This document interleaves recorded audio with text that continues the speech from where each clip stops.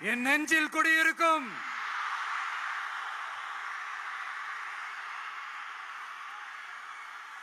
புதுச்சேரி மக்கள் உங்கள் அனைவருக்கும் என்னுடைய வணக்கம்.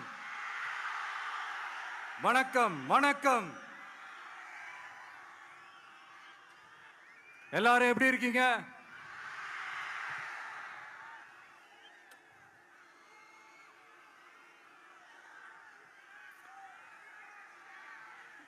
இந்த ஒன்றிய அரசுக்கு தான்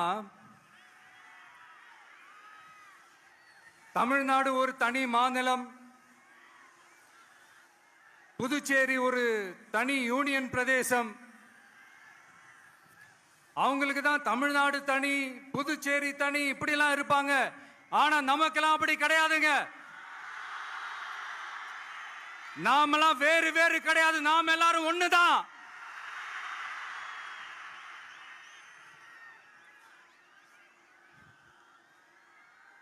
தமிழ்நாடும் புதுச்சேரியும் தனித்தனியாக இருந்தாலும் நாம் எல்லாரும் ஒண்ணுதான். நாம் எல்லாரும் சொந்தம் தான்.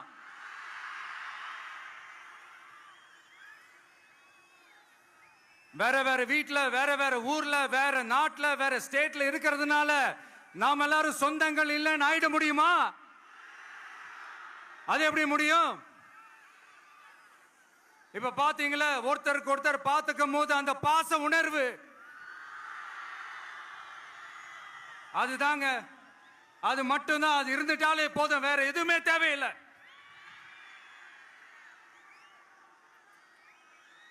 அதனால தமிழ்நாடு, புதுச்சேரி, கேரளா, கர்நாடகா, ஆந்திரா மட்டும் இல்ல, உலகத்துல எந்த மூலையில நம்ம வகைரா இருந்தாலும் அவங்க எல்லாருமே நம்மளோட உயிர் தான். அவங்க எல்லாருமே நம்மளோட உறவு தான்.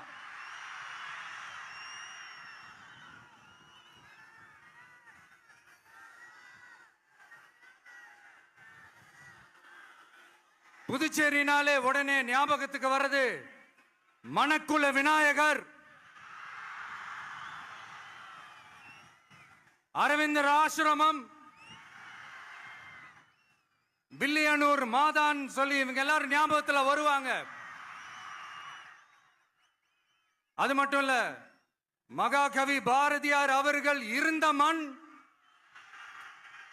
பாவேந்தர் பாரதிதாசன் அவர்கள் பிறந்த மண். அது மாதிரி இன்னும் சிறப்புகளை அடுக்கிக்கிட்டே போலாம். ஆனா அரசியல்னு வந்துட்டா ஒரு முக்கியமான விஷயத்தை பத்தி நம்ம சொல்லி ஆகணும். 1977ல புரட்சி தலைவர் எம்ஜிஆர் அவர்கள் தமிழ்நாட்டில் ஆட்சி அமைச்சாங்க. ஆனா அதுக்கு முன்னாடியே 1974லயே இங்க புதுச்சேரியில அவங்களோட ஆட்சி அமைஞ்சது. அதனாலதான் அப்பவே சொன்னாங்க, நமக்காக வந்தவர் எம்ஜிஆர், அவரை தமிழ்நாட்டில் மிஸ் பண்ணிடாதீங்கன்னு நமக்கு அலர்ட் பண்ணதே புதுச்சேரி தான். அப்படிப்பட்ட புதுச்சேரியை நம்மளால மறக்க முடியுமா? அது மட்டும் இல்ல, இங்க இருக்கிற மக்கள் தமிழ்நாடு மாதிரியே புதுச்சேரி மக்களும் என்ன கிட்டத்தட்ட ஒரு 30 வருஷமா என்ன தாங்கி பிடிச்சுக்கிட்டு இருக்கிறீங்க.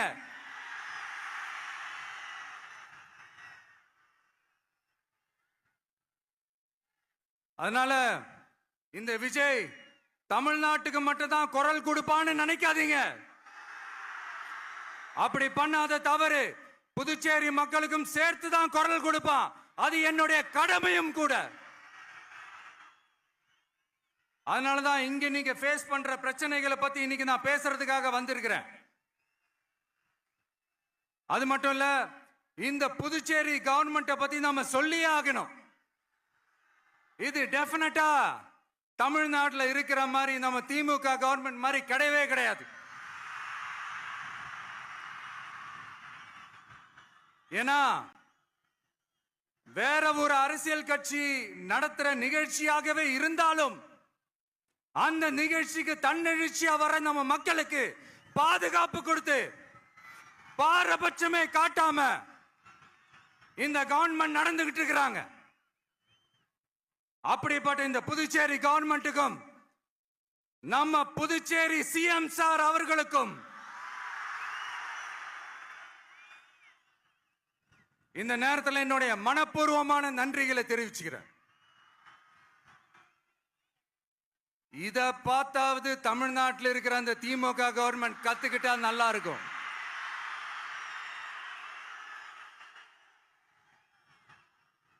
ஆனா அவங்க கத்துக்க மாட்டாங்க. பரவாயில்ல, வரப்போற எலெக்ஷன்ல 100% கத்துக்குவாங்க. அத நம்ம மக்கள் பார்த்துக்குவாங்க.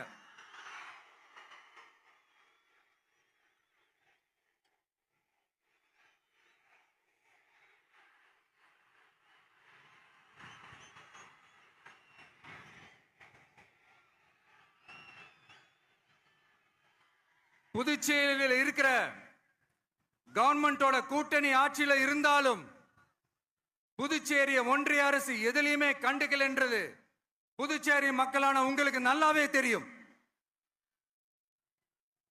மாநில அந்தஸ்து கோரிக்கையை மட்டுமா கண்டுக்கல, இங்க வளர்ச்சி ஏற்படவும் துணை நிக்கவே இல்லைன்னு கேள்விப்படுறோம். இந்த புதுச்சேரிக்கு இன்னும் மாநில அந்தஸ்து கொடுக்கல. மாநில அந்தஸ்து வேணும்னு கேட்டு பல முறை சட்டசபையில தீர்மானம் போட்டு ஒன்றிய அரசுக்கு அனுப்பி வச்சுக்கிட்டே இருக்கிறாங்க. இந்த வருஷம் கூட மார்ச் மாசம் 27ஆம் தேதி 2025 அன்னைக்கு ஒரு தீர்மானம் போட்டாங்க. அது மாநில அந்தஸ்து வேணும்னு கேட்டு ஒன்றிய அரசுக்கு அனுப்புற 16வது தீர்மானம். புதுச்சேரி காரைக்கால் பகுதிகளில் மூடப்பட்ட 5 மில்கள், பல்வேறு தொழிற்சாலைகளை மீண்டும் திறக்கிறதுக்கு இதுவரைக்கும் ஒரு துரும்ப கூட கிள்ளி போடல. பல்லாயிரக்கணக்கான இளைஞர்களோட வேலை வாய்ப்புக்காக எதையுமே செய்யல. இங்க ஒரு ஐடி கம்பெனி உருவாகணும்ன்ற எண்ணமே இல்ல. அத பத்தி யார் பேசினாலும் அது அவங்க காதல விழவே விழல. இங்க ஒரு அமைச்சரை ஊழல் குற்றச்சாட்டுல பதவி விட்டு நீக்கப்பட்டு அந்த இடத்துக்கு இன்னொருத்தரை நியமிச்சு 200 நாள் ஆச்சு. இன்னும் அவருக்கு ஒரு இலாக்காவே தரல. இந்த செயல் சிறுபான்மை மக்களை அவமானப்படுத்துறதுன்னு அந்த மக்களே சொல்றாங்க. புதுச்சேரியோட முக்கிய அங்கமாக இருக்கிற காரைக்கால், மாகே, ஏனாம் பகுதிகளில் எல்லாம் முன்னேற்றமே இல்லைன்னு அந்த பகுதி மக்கள் சொல்லிக்கிட்டே இருக்கிறாங்க. குறிப்பா காவிரியோட கடைமடை பகுதியான காரைக்காலை மொத்தமா கைவிட்ட மாதிரி தான் இருக்குது. இது எல்லாமே முன்னேற்றம் அடையணும். டூரிஸ்ட் பிளேஸ் ஆன புதுச்சேரியில போதுமான அளவு பார்க்கிங் வசதி இல்ல, போதுமான அளவு கழிப்பறை வசதி இல்ல. இதெல்லாமே மேம்படுத்தணும். புதுச்சேரி கடலூர் மார்க்கமான ரயில் திட்டம் வேணும்ங்கிறது நீண்ட கால கோரிக்கை. புதுச்சேரி மக்களுக்கு ஒன்னே ஒண்ணுதான் சொல்லணும், இந்த திமுகவை நம்பாதீங்க. அவங்களுக்கு உங்களை நம்ப வச்சு ஏமாத்துறது தான் அவங்க வேலையே. நான் சொன்ன பல கோரிக்கைகளை எல்லாம் தீர்த்து வைக்கிறதுக்கு நம்ம புதுச்சேரி கவர்மெண்ட்டுக்கும் அதோட மக்கள் திட்டங்களுக்கும் ரொம்ப அக்கறையா உண்மையா துணை நிற்கிறோம். தமிழ்நாட்டை ஒதுக்குற மாதிரி புதுச்சேரியும் ஒதுக்க கூடாதுன்னு நாங்க கேட்டுக்கிறோம். கிட்டத்தட்ட 20 லட்சம் பேர் வாழ்ற யூனியன் பிரதேசமான புதுச்சேரி மத்திய நிதி குழுவில் இடம்பெறவில்லை. அதனால் மாநிலங்களுக்கான நிதி பகிர்தல் அடிப்படையிலும் யூனியன் பிரதேசங்களுக்கான நிதி பகிர்தல் அடிப்படையிலும் புதுச்சேரிக்கு நிதி ஒதுக்கப்படுவதில்லை. அதனால ஒவ்வொரு ஆண்டும் புதுச்சேரிக்கு தோராயமாகவே மத்திய அரசு நிதியை விடுவிக்கிறது. அந்த நிதியும் அரசு ஊழியர்களின் சம்பளம், ஓய்வூதிய தொகை உள்ளிட்ட திட்ட செலவுகளுக்கே சென்று விடுவதால் மீத தேவைக்கு வெளிச்சந்தையிலும் கடன் பத்திரங்களை கடன் வாங்குகிறது புதுச்சேரி. இந்த நிலைமை மாறணும்னா ஒரே வழி, மாநில அந்தஸ்து நம்ம புதுச்சேரி மக்களோட பல்லாண்டு கால கோரிக்கை. புதுச்சேரிக்கு போதுமான நிதி வரத்து இல்லாததுனால வெளியே கடன் வாங்க வேண்டியதா இருக்கு. புதுச்சேரியோட கடனை குறைச்சு தற்சார்பு பொருளாதாரத்தை வளர்த்தெடுக்க திட்டங்கள் வகுக்கப்பட வேண்டும். மாநில அந்தஸ்து வாங்கினா மட்டும் போதாது இல்லையா, தொழில் வளர்ச்சியும் தேவையாச்சே.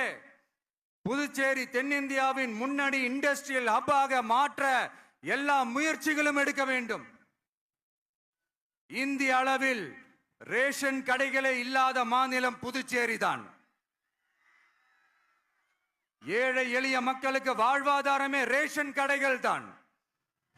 மற்ற மாநிலங்கள்ல இருக்கிற மாதிரி இங்கேயும் அரிசி, சர்க்கரை, பருப்பு, கோதுமை, எண்ணெய்னு அனைத்து பொருட்களும் வழங்கும் முறை சீராக்கப்பட வேண்டும். கடைசியா மீன் பிடிக்க செல்லும் காரைக்கால் மீனவர்களை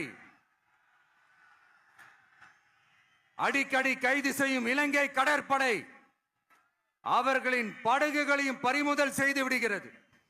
அதனால் நீண்ட போராட்டங்களுக்கு பிறகு அவர்கள் விடுவிக்கப்பட்டாலும் படகுகள் கிடைக்காததால் படு மோசமான நிலைக்கு தள்ளப்படுகின்றனர். இந்த நிலை மாற வேண்டும். நான் மறுபடியும் சொல்றேன், இந்த விஜய் புதுச்சேரி மக்களுக்காகவும் எப்பவும் துணை நிற்பான். வரப்போற புதுச்சேரி தேர்தல் களத்துல நம்மளுடைய தமிழக வெற்றி கழகத்தின் கொடி பட்டொளி வீசி பறக்கும். கான்பிடென்டா இருங்க, நல்லதே நடக்கும். வெற்றி நிச்சயம். மீண்டும் சந்திக்கும் வரை நன்றி, வணக்கம். மக்கள் எங்கள்